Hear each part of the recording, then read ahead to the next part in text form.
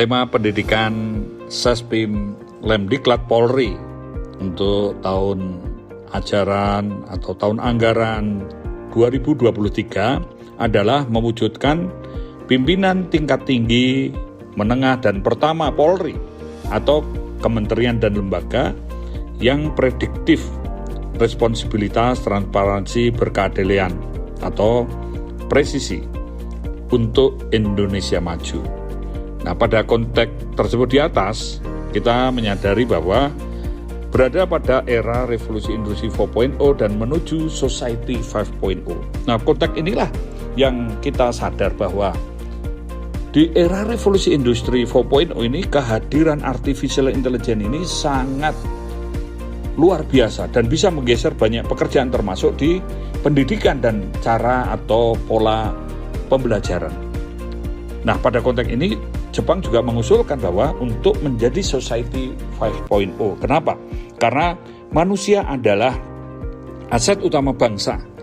Dan manusia ini mungkin boleh kalah pandai, kalah ahli, kalah cepat dengan mesin atau dengan robot. Tetapi robot atau mesin itu tidak punya hati nurani, tidak punya kebijaksanaan. Nah, pada konteks inilah, maka sebetulnya kalau dikatakan bahwa polisi ini sebagai penjaga kehidupan, pembangun peradaban, dan pejuang kemanusiaan, dan tentu konteks keutamaannya pada keteraturan sosial.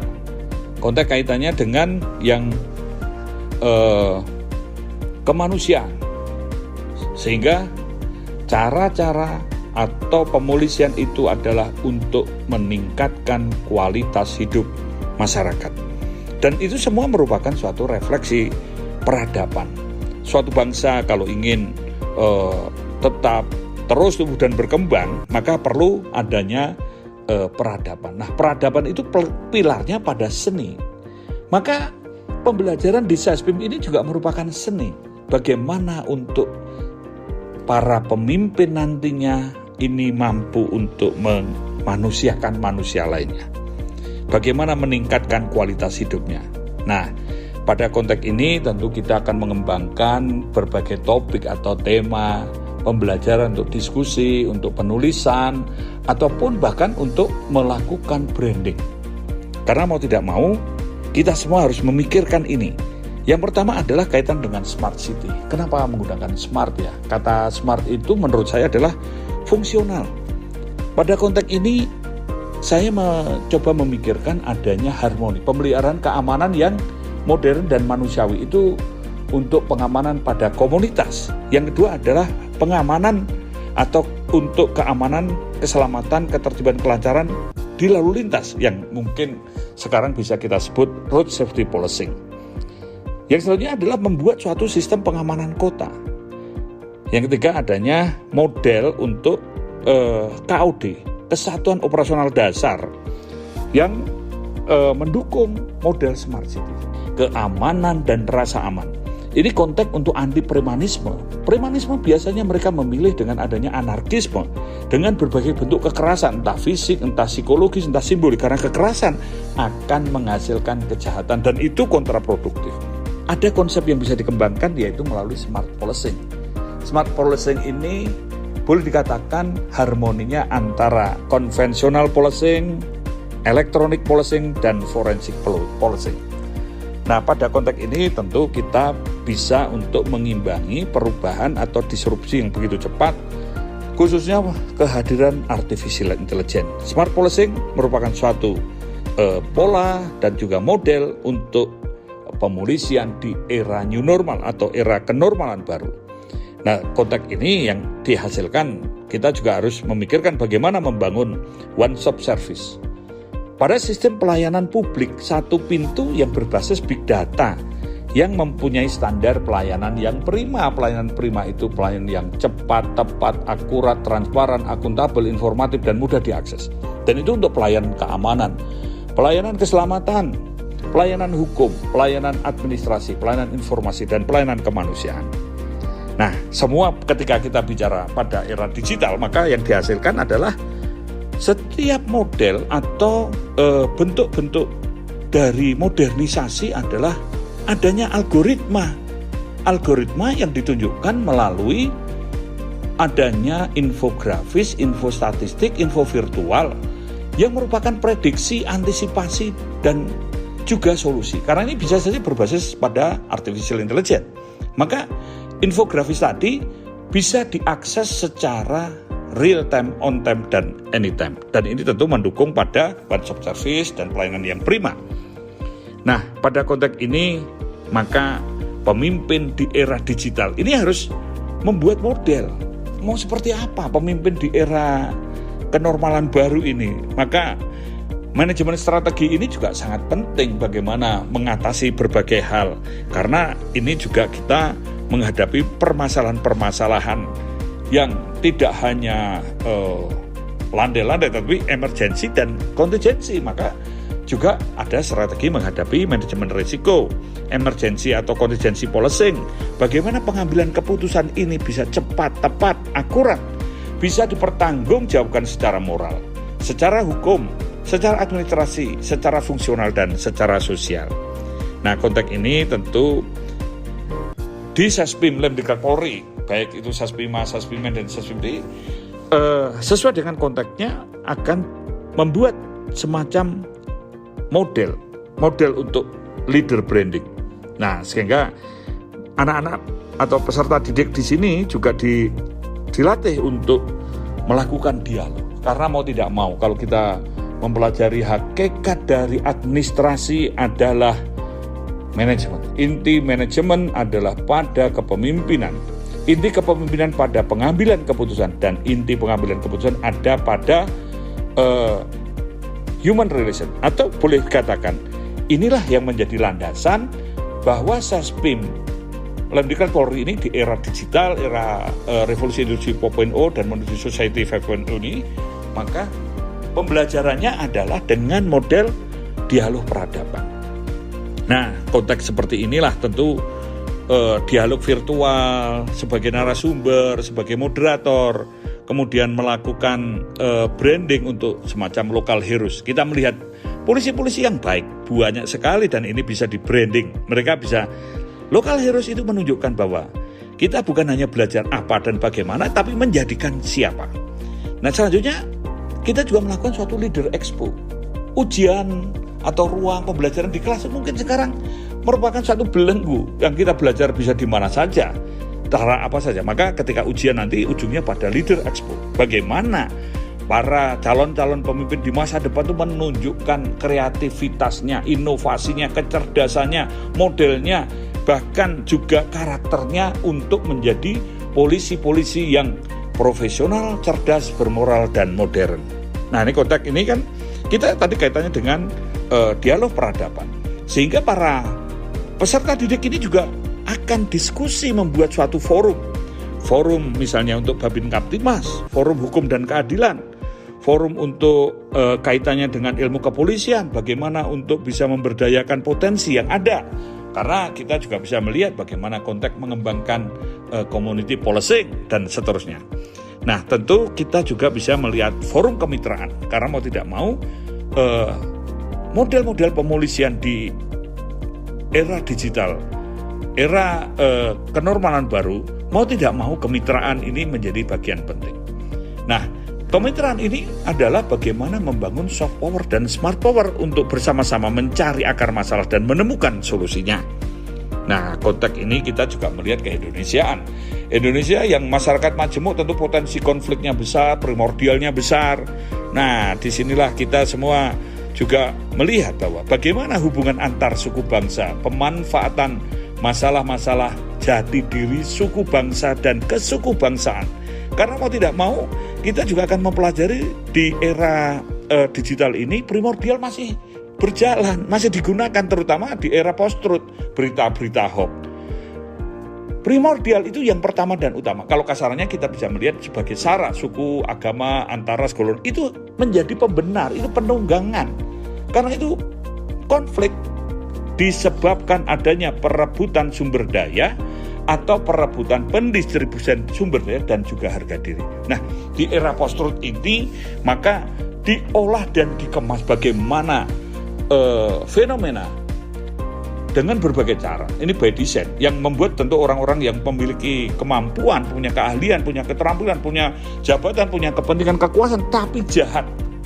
Nah, pada konteks ini tentu melihat keindonesiaan secara geopolitik, geostrategi Indonesia. Ini masyarakat majemuk. Indonesia ini negara kepulauan. Indonesia ini adalah negara yang potensi konfliknya besar. Kita berada di antara dua samudera, dua benua yang ada kemungkinan konflik Laut Cina Selatan, konflik di Pasifik Selatan. Maka konteks seperti inilah yang nantinya juga bisa dikembangkan bagaimana polisi dalam pemolisiannya untuk tetap pada keutamaannya, yaitu pada kemanusiaan, keteraturan sosial, dan juga peradaban. Nah, di sini kita ingin melihat bahwa bagaimana pada konteks hukum dan keadilan. Polisi ini bukan sekedar penegak hukum, tetapi juga penegak keadilan. Karena polisi memiliki kewenangan diskresi, alternative dispute resolution, dan restorative justice. Nah, cuman mereka ada batasan. Kalau dikatakan bahwa the excessive of discretion is a potential source of corruption. Diskresi yang berkelebihan akan potensi menjadi korupsi. Maka batasan pada nilai, etika, norma, moral. Nah, disitulah seperti donat. Di luar itu korupsi. Maka konteks ini boleh tapi satu untuk keadilan, dua kemanusiaan, tiga kepentingan yang lebih luas atau kepentingan umum, untuk juga kemanusiaan dan untuk edukasi. Sistem-sistem ini tentu akan menunjukkan bahwa bagaimana seorang penegak hukum dan keadilan mempunyai tingkat kedewasaan. Nah, pada konteks inilah kita juga harus paham bahwa pelajaran police and politik ini sangat penting. Polisi tidak berpolitik praktis, tetapi harus tahu politik. Karena kalau tidak, hanyut, maka akan jadi jaran keplaan, ditabuk sana, tabuk sini, jadi tunggangan. Karena mau tidak mau police and politik ini untuk mengajarkan bahwa bagaimana posisi polisi dalam administrasi negara, bagaimana memposisikan polisi memberikan pelayanan kepada publik, bagaimana polisi memposisikan sebagai penegak hukum dan keadilan, dan bagaimana konteks-konteks kemanusiaan, bagaimana mengatasi atau menyelesaikan konflik secara beradab.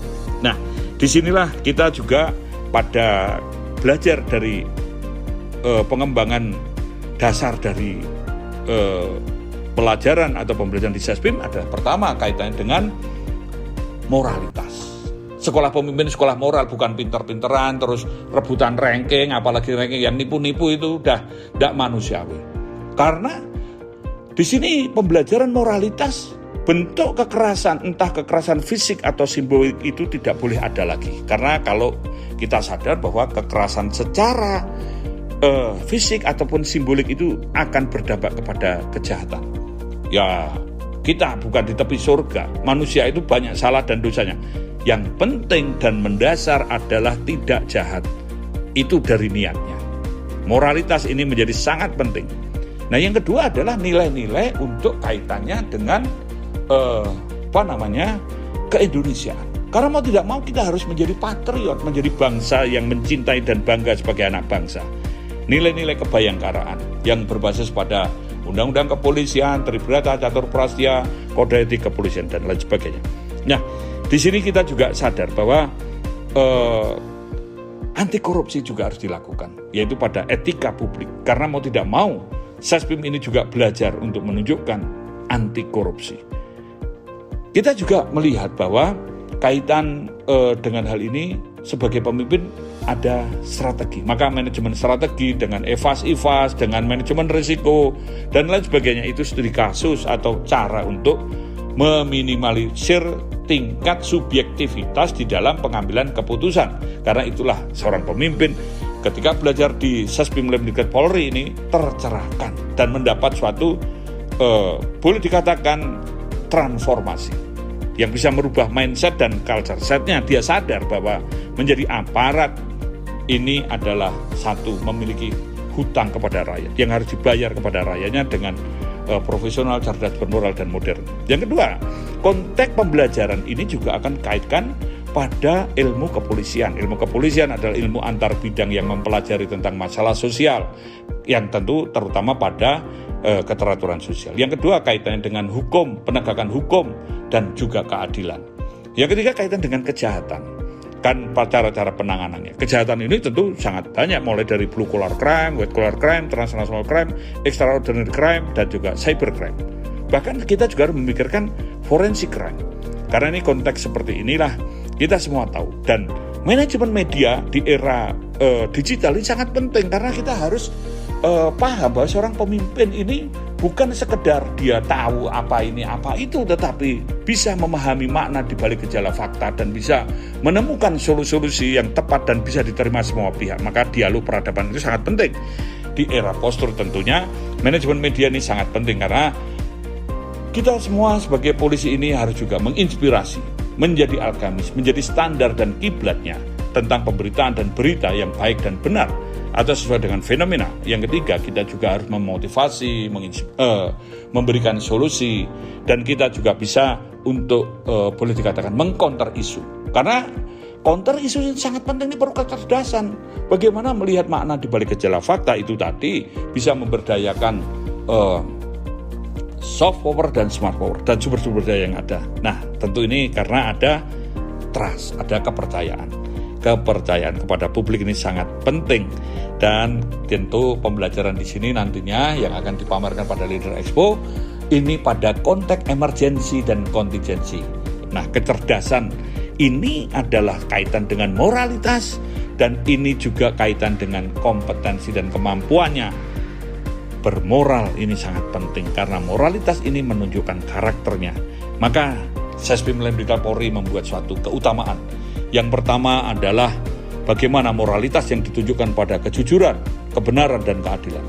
Yang kedua adalah konteks pengendalian diri. Seorang pemimpin harus selesai dengan dirinya sendiri. Bagaimana sekolah ini adalah kesadaran. Bukan karena dipaksa, bukan karena ditakut-takuti, bukan karena diancam. Tapi kesadaran. Orang yang sadar akan bertanggung jawab dan disiplin. Dan kemudian yang kaitannya yang ketiga adalah kita semua tentu akan fokus pada keutamaan. Keutamaan Polri atau kepolisian dalam pemolisiannya adalah pada kemanusiaan, keteraturan sosial, dan peradaban. Nah, konteks ini tentu karena kita sebagai profesi, maka harus profesional. Artinya ahli yang berbasis pada ilmu kepolisian. Cerdas itu kreatif dan inovatif karena kita akan menghadapi berbagai kelemahan dan kekurangan.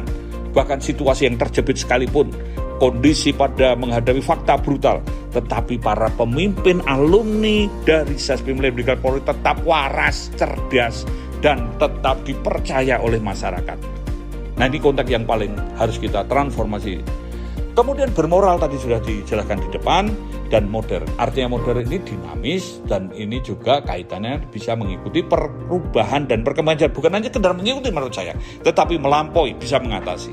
Nah, tadi sistem cara-cara pembelajaran yang tidak terkungkung pada kelas, tidak hanya mengikuti cara-cara yang konvensional, tetapi bisa berkembang pada studi kasus, dia membuat dialog, membuat macam-macam, sehingga ini semua merupakan suatu pelatihan. Tidak hanya kita pada akademik, tetapi juga ada olah jiwa, olah rasa, dan juga olahraga. Nah, disinilah boleh dikatakan mensana in corpore sano. Nah, di dalam badan yang sehat terdapat jiwa yang sehat. Kita semua sadar bahwa keutamaan ini juga pada membranding, membuat brand.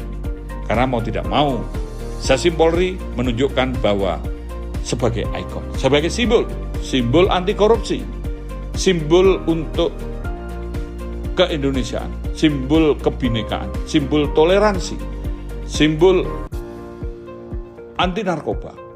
Dan kita juga menunjukkan bahwa semua ini dibangun melalui peradaban. Transformasi yang ada di sini, guru-guru, sistem pembelajaran, para peserta didik ini sama-sama sadar, tanggung jawab dan disiplin untuk adanya pencerahan. Kira-kira itulah yang bisa saya sampaikan, bahwa secara garis besar bagaimana pola dan sistem pembelajaran di Sespim Lemdiklat Polri ini untuk adanya suatu pencerahan, dan bukan hanya sebatas bagaimana, tetapi juga membangun siapa, sehingga kelak kita punya pemimpin-pemimpin yang sangat luar biasa untuk mengangkat harkat martabat bangsa negara dan juga membangun pada Polri yang kita cintai dan kita banggakan bersama.